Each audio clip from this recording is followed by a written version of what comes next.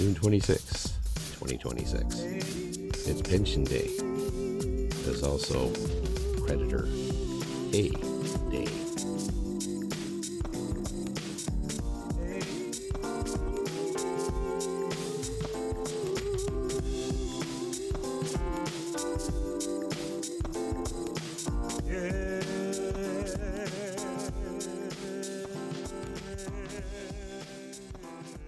Hi, and welcome back to episode 2 of Surviving Retirement. First off, I'd like to thank the more than 1,800 people who have viewed episode 1 in the first 24 hours. Thank you so much. And to over the 120 subscribers who've subscribed to the channel. I won't let you down. I feel like reading your comments that we've engaged in a certain good topic on a good positive form. Now, what's on today's show? Okay, so what's on episode 2? Well, it's pension day. Selling household items to get money for food. Did I qualify for the CEGB? What is that? The CEGB. Sounds like a place where bands played in a nightclub in the 1980s with punk bands. I don't know. Prescription coverage. And I'll be offering a tip on how you can get the most out of your prescription coverage from your healthcare provider, whether it's federal, provincial, or even private. Kona's health concerns. You've seen pictures of Kona. We'll do a little more in-depth thing. The poor guy is scratching and clawing at himself. We had a donut around his head. We had to put a muzzle on him to stop him from chewing himself. So that's a concern. When you have pets in retirement, you got to be responsible and be able to pony up the money, especially if they get sick. The great finger bite off. I actually got the Band-Aid off. Didn't end up going to the clinic because they were closed or due to a power outage. We'll find out an update on my finger. Cordially inviting you to lunch at the Cosmic Kitchen. We'll be talking about Creditors I Pay, and I'll be offering you a tip on if you're in a situation where all your credit cards are blocked up and you're dealing with the creditors, but you need a credit card. I got a solution for you. And finally, we'll have an update on my job situation. And don't forget, there'll be a teaser clip of what's happening in episode 3. Pension day. I've been waiting for this day all month. As I stare at the computer screen, looking at my bank account, I wonder if the bank would mind if they let me put an extra zero on the amount I see on the screen. Not likely. But after a few days, I suddenly realized that after paying the basics, rent, and a little bit of food and utilities, that number will go down. Now, yet I still feel grateful for what I receive, because somewhere in the big cities out there are people living in cardboard boxes. There are people living in tent shelters. And they don't even have the means sometimes to access some of the benefits that I get. So I feel grateful for what I have received. And I know that between them on the streets and me in a little bit of shelter here, trying to get by, it's all another day in surviving retirement. Well, decided to sit down here after a little bit of walkabout there. Now, what I'm going to talk about is looking at the overall situation. Primary concern is having enough money to pay your rent. You've got to have shelter, because if you don't have shelter, where are you going to cook your food when you go to the food bank? That's sort of a primary concern. Sorry for jiggling here. Just using one of these new fancy things. Now you got food. Now in my case, in British Columbia in Canada, there's the BC Housing Society helps you give a subsidy. I originally had a subsidy of about $171 going towards my rent. That was based on income that was stated from 2 years ago, 2024. You can override these things. You have to make an application to the BC Housing Society. It takes about 2 months for them to process it. I've mentioned that in some of my other videos that are on the channel. Now, once that's done, they assess you, and they gave me the $171 subsidy. It was based on 2 years ago, as I said. but it still wasn't cutting it. I was still finding myself falling shorter and shorter, hence having to go to the food bank. So you talk to them online, or you give them a call. They'll give you a link or direct you to a spot on their website, and you can fill in a form where you can state the amount of income that you're currently making. Now, that being said, you've got to have proof of that, and you don't normally get proof from Canada Pension OAS. You can go on their websites, but there is no really thing to print out. So what you've got to do is be creative. You go to the Service Canada website, access into your account, find out what your amount is that you get from your pension, found out the amount that you get for OAS, GIS, and you have to take a screenshot. You take the screenshot, convert it to a document type or a JPEG or PNG or something, and you can attach that to the application that you send into BC Housing. And they have the power of BC Housing to sit there and go, okay, we can verify this with the government. That's how much they make. When you do that, they'll reassess you. I had that done. I'm now going to be receiving $471 subsidy for my rent. That goes a long way. Now, when they do that, they're supposed to backdate it until your original application. So there may be a couple other bucks there as well for this particular month. But going forward, it looks like I'm going to be getting $471 a month.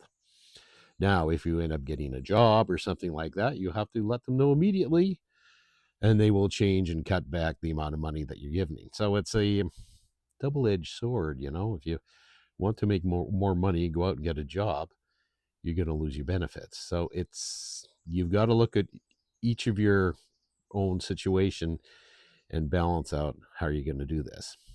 Anyways, at the end of the year, they will give you a tax receipt for tax purposes, stating how much they handed out to you for a rental subsidy. This is a rental subsidy. If you own your own property, you're in a different ball game. Sorry, you're going to have to maybe go to one of those nasty third-party loan people and to get money. But if you're renting, which is the situation in my case, that's what we do. Yeah, it's an exciting day here. I'm doing my hat on. Sorry about the fan noise. Oh, 3 hash browns. That's going to be awesome. So, hang on. We're going to live large, and we're going to have 3 eggs. So it's pension day. Now, money comes in, money goes out. But I also have to make sure I keep money aside for rent. That's the problem. Rent is the priority. It is most definitely the priority. And one of the other priorities, turn this on, is getting my prescriptions, because now I'm down 2 prescriptions. But hopefully they'll all be taken care of. And there's a paper from Pharmacare saying that I'll be covered for full prescriptions for the rest of the year, providing I pay $42.51 to get me up to my maximum of $600 deductible. That was pretty good. I had to fight for that. I had to send in paperwork and tell them that this is what I'm making this year, not my income from last year or the previous year. Because government organizations are like big white elephants. They collect your data. They go along and they say, oh, Billy Bob here made this much, but it doesn't reflect the reality of the situation. Very important for you to do. Later in the video, we'll go over some steps of how you can access certain benefit programs, government-wise, federal and provincial, where you've got to fight for your right to get your benefits.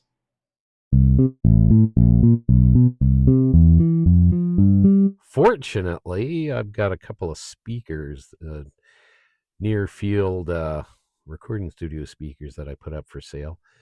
And the guys put on Marketplace, the guys put a money down on it, and he's going to meet me tomorrow. So that's $200 cash that I may be able to use towards getting my food. So everything, it's a management experience here on surviving retirement.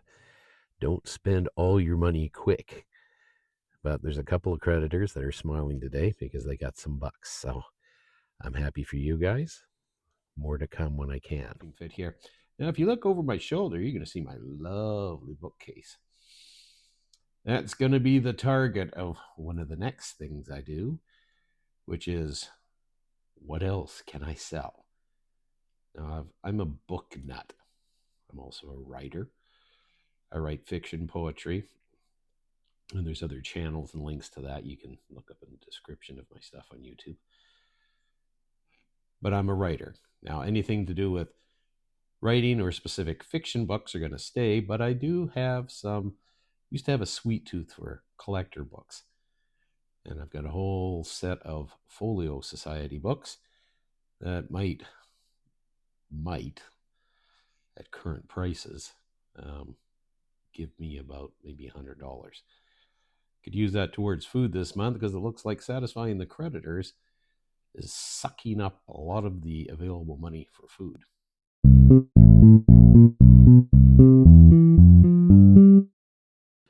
Now, the question then, some of your minds is, yeah, you saw the teaser. What about your GST or the new grocery rebate? Well, I got a hold of them, and guess what? Yes, I do qualify, which won't come until like July 2nd or 3rd of 2026. But yay, I do qualify. Now, how much? And it was so funny. I had a great conversation with the guy at the CRA, and he says, well, you qualify, but I can't tell you how much it's going to be. And I said, well, why not? Like, well, the schedules haven't been put out yet, but I can transfer you to this other section. And it was like, no, I just spent half an hour on the phone with you. I don't need to do another half hour. So what I've been able to figure out based on my income, a reassessment for 2025, could be at least $200. And in Canada, that's not a month. The GST, just like the grocery rebate, is quarterly. But considering when I used to get the GST a few years back, it was only like $50 or $90. If it's going to be 200 and some odd quarterly, that's another $1,000 a month, a year. I can handle that. It'll go towards a couple of things, and maybe even food if I can. Hey, it's mid-month. You're down on cash. You're looking for some money so you can get at least maybe a couple of things. What you should be doing at the beginning of the month, right through to the middle, or if you can, to the end. Save all your recyclables. There's probably about $3 in that. I know, start laughing. There's probably $3 worth of bottles in here, but if I keep saving them up to the end of the month, I'll probably might have $5 or $10. That's $5 or $10 you wouldn't normally have. So find a spot in your house, container or your storeroom or pantry. Put the bags in there. Rinse out the cans and bottles first so it doesn't make it sticky and you don't get attacked by wasps at the bottle exchange. Now in Canada, at least in British Columbia, we have a company called Return It, and they're funded by one of the garbage companies. Anyways, they give you top dollar for pop cans, containers, anything that you normally pay a deposit on when you buy it in a grocery store. They will give you money for it. You have to check with them for the further details. Syrup containers, no. Salad dressing, no. But pop, juice, milk containers, all sorts of sizes of milk containers. The certain milk containers are taken, some aren't. Anyways, you can get that. You end up getting yourself a couple of bucks at the end of the month or middle of the month. Go out and buy a chocolate bar or something. Anyways, there's an easygoing tip for you. So yeah, we're heading out to the village, get my prescriptions and stuff. Very shaky. And of course, I'm breaking the law here. As a former peace officer, I'm not inclined to want to be breaking the law, but I need a proper stand in the car. I need a holder. But I did want to get some footage here. So what's life without surprises? Apparently the pharmacare, the $42 that I owed, turned out to be $75. Yes, I still owed $42, but I guess they're still not covering 100% of the medications. So I had to pay the $75, get my meds, and you know what that means? Less food. Well, definitely going to be visiting the food bank. Okay. So how can you get more out of your prescriptions? This is a tip from me. Pardon the graphic notes here. It's a rather complicated beginning on this. Anyways, to go over what the prescriptions in pharmacare are, I'm going to start with Canada because I live here and I know about it. Canada has universal health care. Canada has 10 provinces and 3 territories. The national federal budget every year allocates money for health care. Funds every year are based on a formula for the 13 jurisdictions. If you've ever listened to news items and you've heard something called transfer payments, that's what this is. Federal government gives some money to the provinces. Provinces have to, through their own budgets, come up with money for health care. Now, the individual provinces and territories manage their system. And in BC, where I live, just like the other provinces and territories, they manage prescription services for their own people in their jurisdiction. In British Columbia, pharmacare coverage is based on your income. Unfortunately, it's based on your income from up to 2 years ago. They're really slow. Remember what I said earlier about the government being big white elephant? Yeah, there you go. It's a perfect example of it. Now, if you're in a financial bind situation, like you just retired, or you lost your job and all of a sudden economics have gone down, you can apply to your own province or territory for an income review. And that will help you qualify. What do you need to do the income review? You need to provide proof of your current income for the current year. Okay, you got it? Now, they will assess your information and do a review. If you qualify for better coverage, they will implement the change automatically. It may mean full 100% coverage for your prescriptions. It may only mean 60% or 80% until you hit a certain threshold or deductible. And again, that formula is based on what your income is. If you're someone like me whose income is very low, you may end up qualifying for the 100% coverage. For myself, I have, as of this current year, they've listed that I have to have a $600 deductible before I can reach the 100% coverage threshold. And in the video that you saw before, I ended up having to pay $75. I don't know what's going on there. There are some stipulations on certain drugs. If it's not necessarily designer drugs, but high-end prescription drugs, they will cover some of it, not all of it. The pharmacare system in British Columbia loves to cover generics. Now, if your body and your physician, in consultation with him, find that you can accept the generic drugs, it's great. You're probably going to get full coverage for some of them.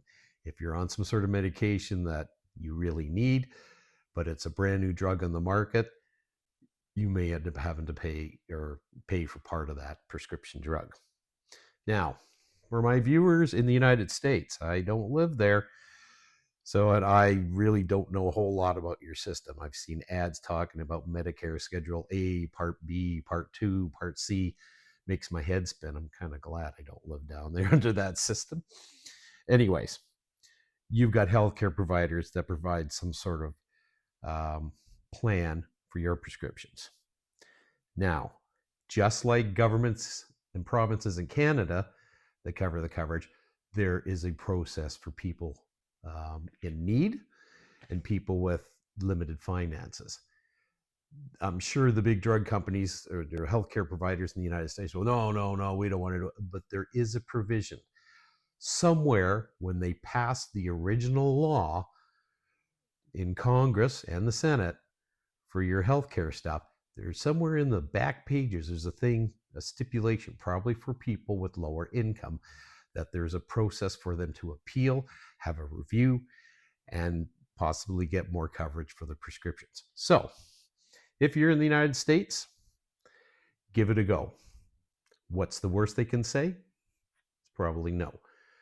But if you keep hammering on them, and if you talk to your friends that are around the same age as you in the same situation, ask them in casual conversation when you're having coffee, well, what are you doing about your prescription coverage?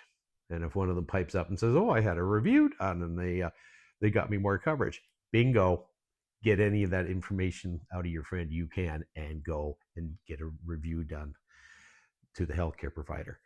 Again, this is surviving retirement, but it's also it's a wider scope.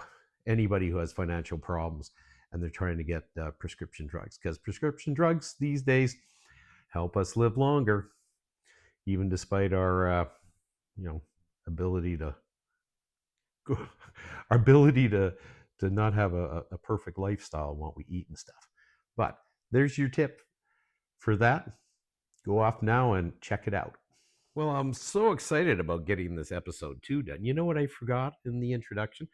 I forgot to tell you that there's going to be a Dollarama Haul reveal later on in the video. Yeah, hang on. Watch almost down to the end of the video. We're going to have a Dollarama reveal. What I bought from my pension day money at Dollarama. It wasn't much, but it was something. There's some interesting items there. Coming up in episode 3, we're going to be doing a reveal of what I bought at Walmart. Am I allowed to sell Walmart? I don't know. Algorithm, put an ad in for Walmart here. We'll do a grocery reveal on that and lots of other interesting items that are going to come up. Anyways, don't forget, watch to the end of the video.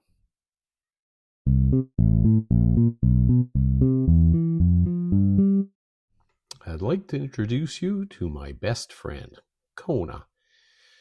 He's a nice little puppy that's grown into an awesome kind of dog.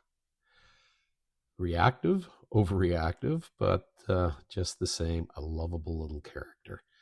Currently, he's about just over a year and a half old.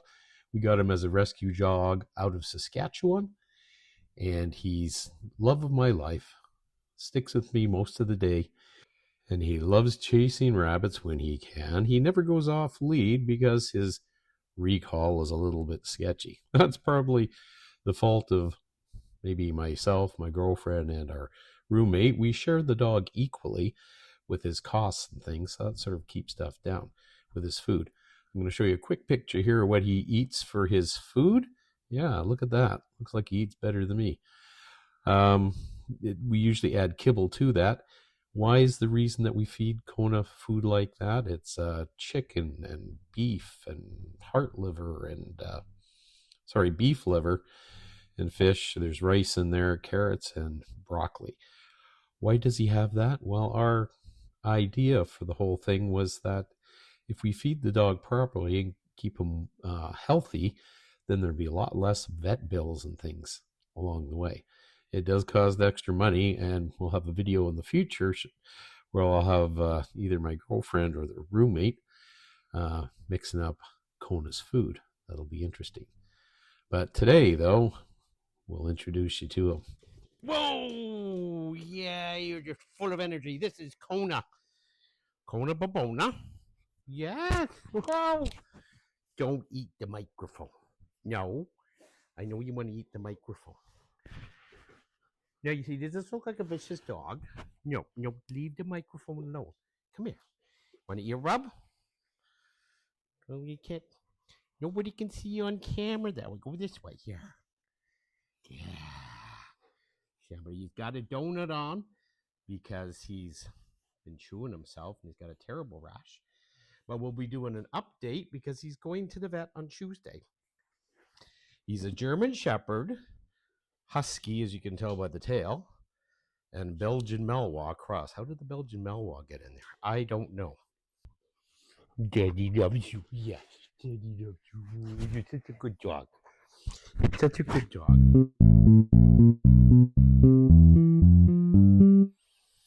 And here's the update on my finger. I don't know if I said this before, but it's all ready to go to the clinic. And suddenly the power went out of my place. I didn't think the power was out when I was going to the village, to the clinic, but apparently it was. So I was able to change the bandage, and I'm not going to show that gory stuff on YouTube. They don't want to see that. I'm sure you don't want to see that. It's just a finger gouge. But Kona did take a good chunk out of my finger. Now, there's a reason. I blame myself 50% because Kona's going through a rough time right now. He's got some itchy scratchies. He's chewing his fur. So we had some spray that we were using to spray on his feet and his undercarriage. He did not like that. So I think he was going for the spray bottle, but considering I was holding the spray bottle, he took a chunk out of the spray bottle and my finger. I've since looked at it, not that bad, so I probably don't need to go to the clinic. Don't need stitches. It's going to hurt like an SOB for the next few days, but he basically ripped the skin off.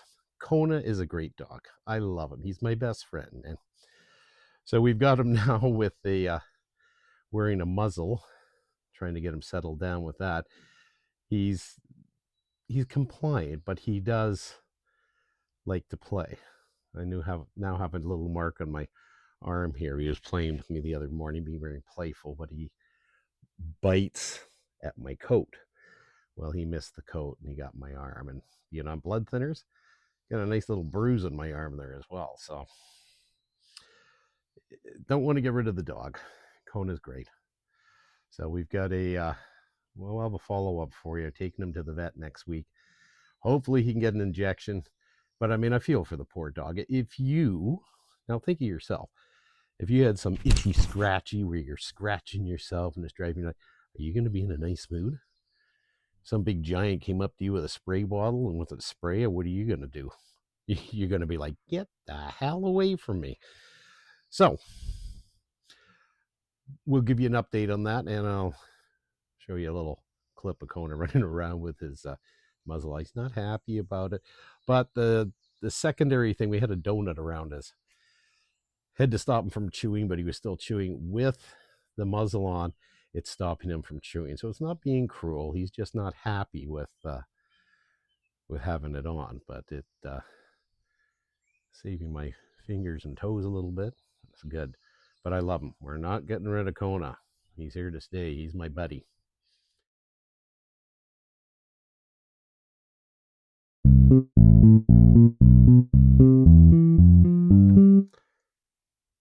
Wow, I was just looking at my face and it looks like I'm losing weight. Am I losing weight the last bit? I don't know. Lost 100 pounds in the last little while, so last year or so. Talk about that later on in another episode. I shouldn't bang the table because it changes the camera. Anyways, all this talk about bills, benefits, it's making me hungry. Why don't you join me for lunch? Come on to the kitchen. I hope you can hear me over the fan here. It's lunchtime. Surviving retirement in Canada. We got a pot of some milk. We got 2 hot dogs boiling up. And some of these crazy looking noodles. I'm going to join the hot dogs in the pot. Then we add the traditional KD and the powder. And it goes in there. And that's my lunch. Probably not the most nutritious, but hey, it's going to fill the stomach. And that's the main thing. I'll show you a clip of the final product coming up. Ah, that's nice. I have to tip this down here to show you the great mac and cheese. I call it the mac and cheese enhancement. It's got some hot dogs in it and a couple of bigger pieces of pasta. Is that good? Okay, sorry. That was a weird thing to do, pivoting the camera. Anyways, yeah, it's going to make me here. Join me for lunch. Now, I promise I'm not going to eat and talk at the same time. But I would like to pause for a moment here and thank all of you viewers. Yes, each of you individually, because the first episode went up and it didn't go viral like a rocket, but 15 to 20 people per hour were watching episode 1. Thank you.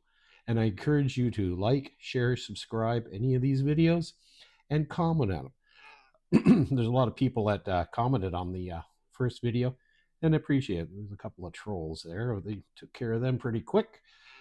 The old Billy Goat Gruff. And I hope that you're enjoying the content of watching me document my life here and as I'm surviving retirement.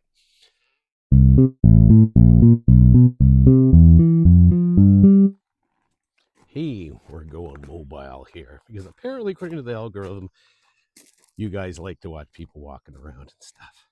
We'll walk around my little bit of neighborhood here and tell you about the creditor that I dealt with today. And that happens to be, I don't mind telling them, shouting them out, CIBC Costco MasterCard. Now, the problem I got in with them is that I was setting up my Blue Cross health plan for automatic payments off my credit card. Now, I was pretty high on the limit there, but I was able to normally make some payments on there and keep down.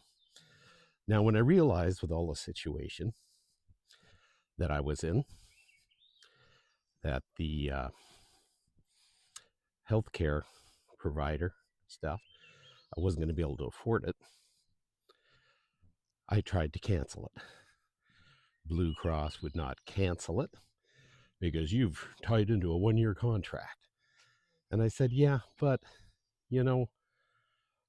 I can't afford it. So I knew it was going to fall down.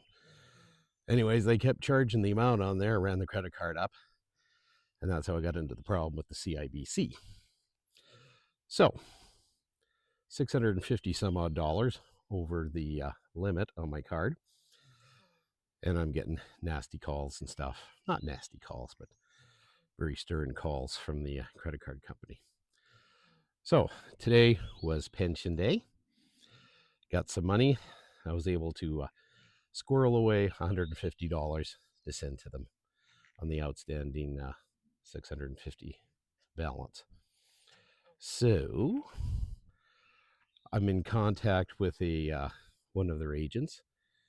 I made the payment, sent her an email telling her that maybe hopefully on the 30th I can probably squirrel away another $150 towards that, which makes them happy. And then on one of their nasty gram emails, they had the 1-800 number, or 1-8 whatever it is number. I gave them a call, contacted the agent.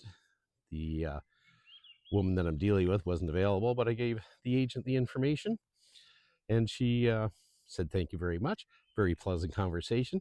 No yelling, no shouting. You don't have to do that.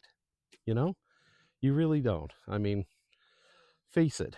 You get yourself into a bind with a credit card, it's your responsibility. It's not the fault of the credit card company. You don't need to get angry and vicious and calling them names, because all they're going to do at a call center is cut you off. So that's not going to solve any purpose. But the point of the matter is, I still owe them some outstanding money. I was able to pay them some money.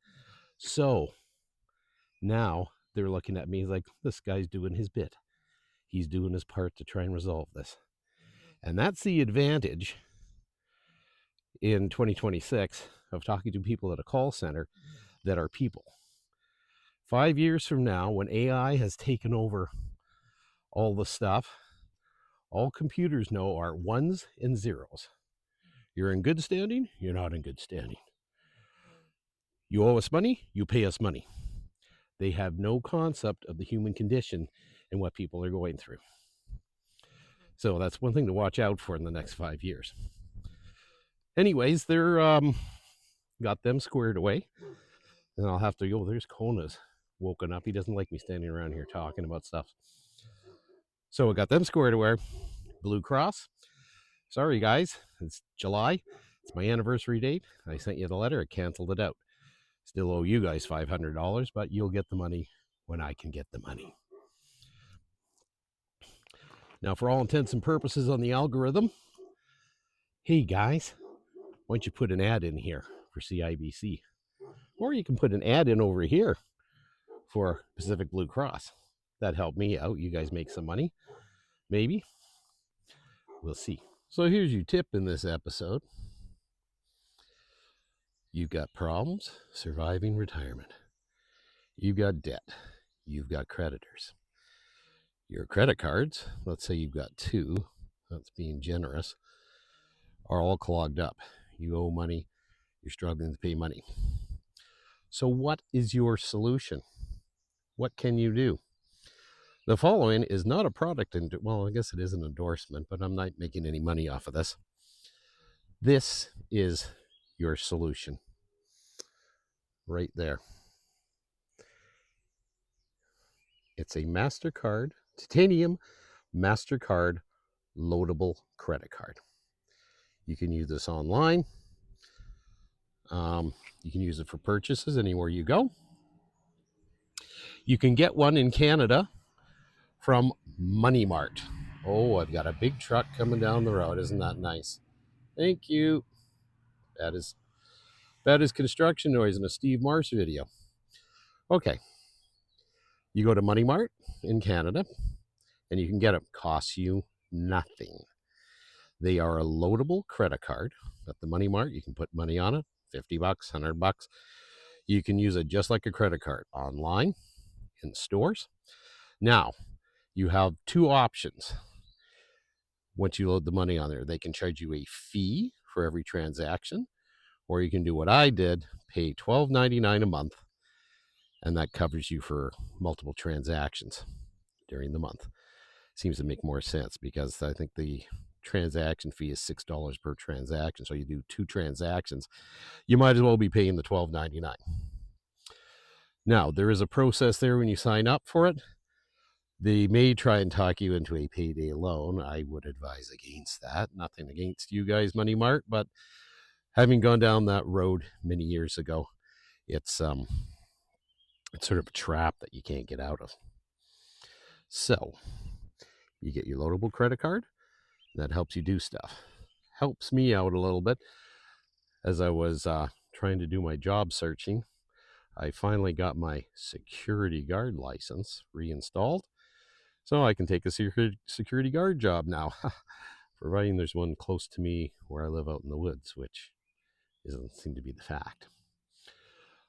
So there are solutions that you can do for your problems. Loadable credit cards at Money Mart. If you're in the United States, check one of your payday loan places there. They should have access to where you can get it. It used to be a titanium Visa. Now it's titanium MasterCard. I guess MasterCard's gotten that. Hey, algorithm, cue in a MasterCard ad right here. That'll help me out and help them out.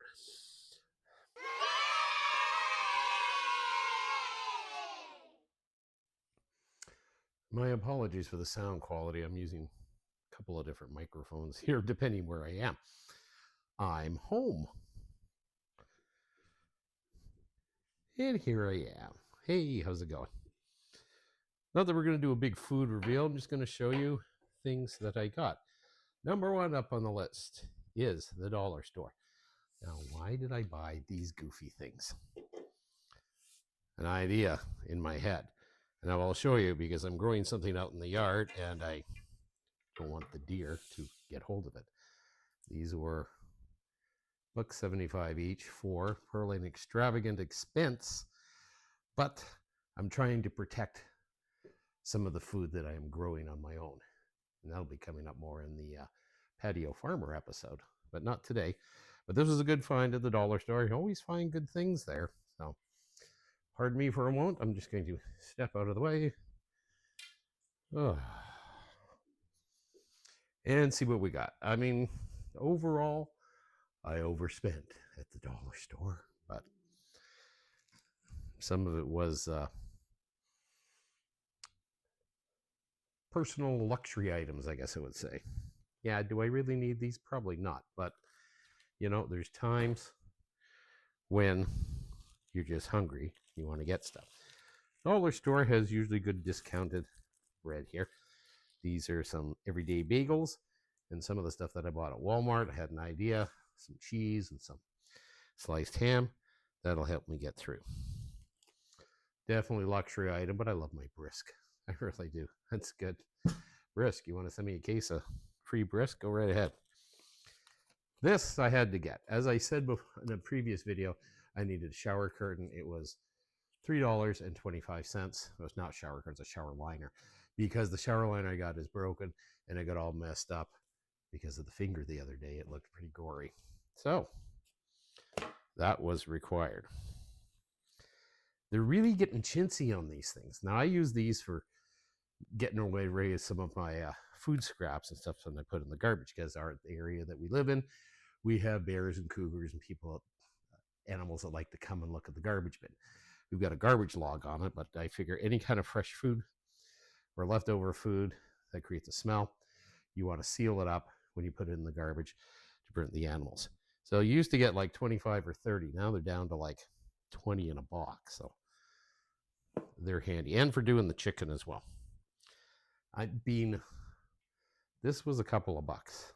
I think it was maybe $1.75 or $2. Soya, I love soya sauce. I've been having rice. I got rice from the food bank, so it was just rather than borrowing their stuff upstairs. This, yeah, guilty pleasure item there. And this, and as I said, I was ticked off at the dollar store because $4.50.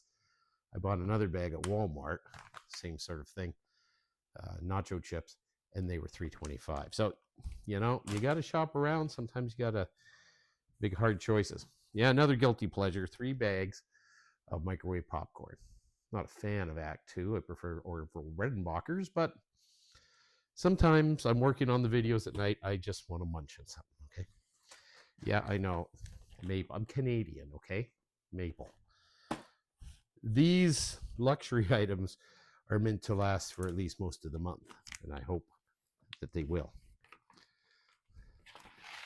That was probably overpriced at the dollar store, but sometimes you just got to give in to impulse at the time. These were overpriced at the dollar store by about $1. Quick, fancy, and easy. If I'm just doing a quick meal with some chicken or some pork chops, then I just throw these in. It's 96 in the microwave. A guilty pleasure, but I'm glad I did. Now, it's an ice cube tray. Last one I bought at the dollar store, after I put the water in, it just fell apart. This has a sort of a polymer thing on there. So when I have drinks, I like to have ice with it.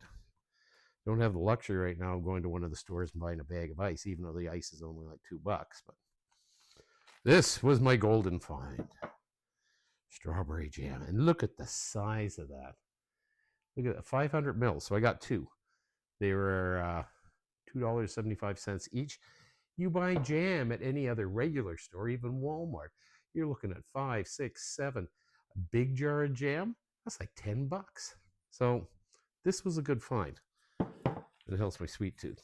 And because I'm getting lots of pork chops at the food bank, I'm stocking up on maple beans.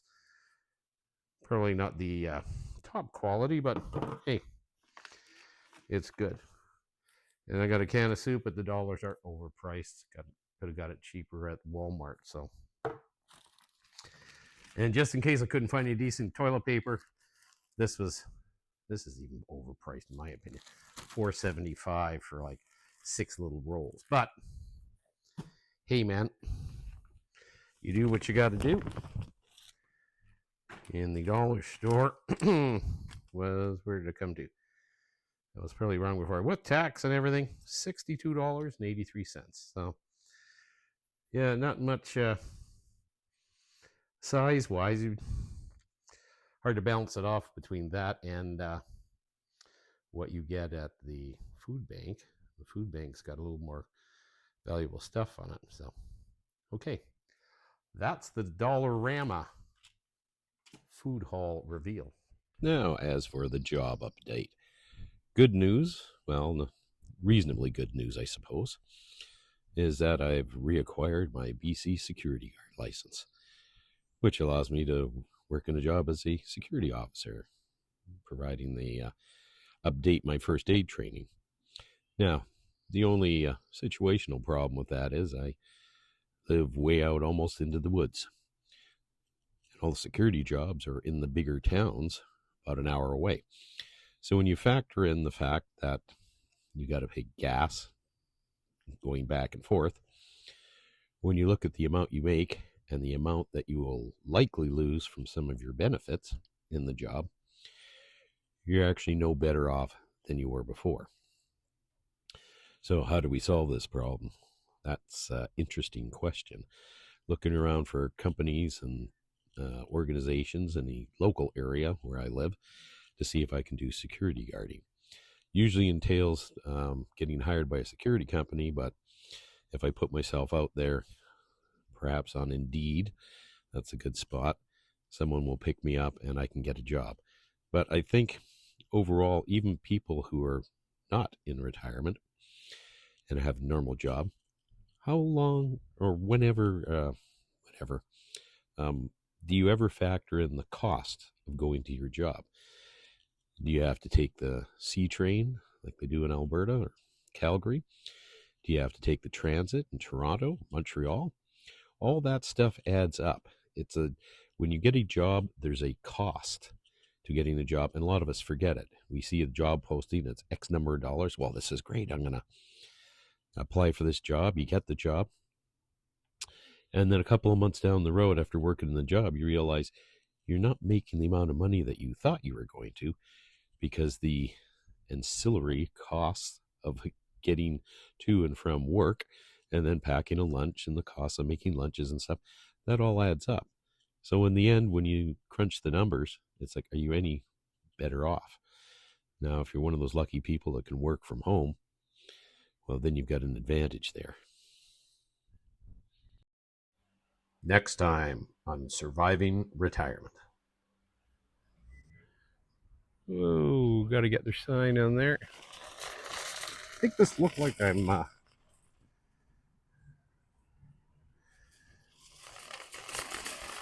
wasn't this cool? Look at this picture. This reminds me of pulp, ordinary or common people. Look at that. I just don't have a fancy girl at the end of hanging off the end of my cart. The topics, opinions, and views discussed in these videos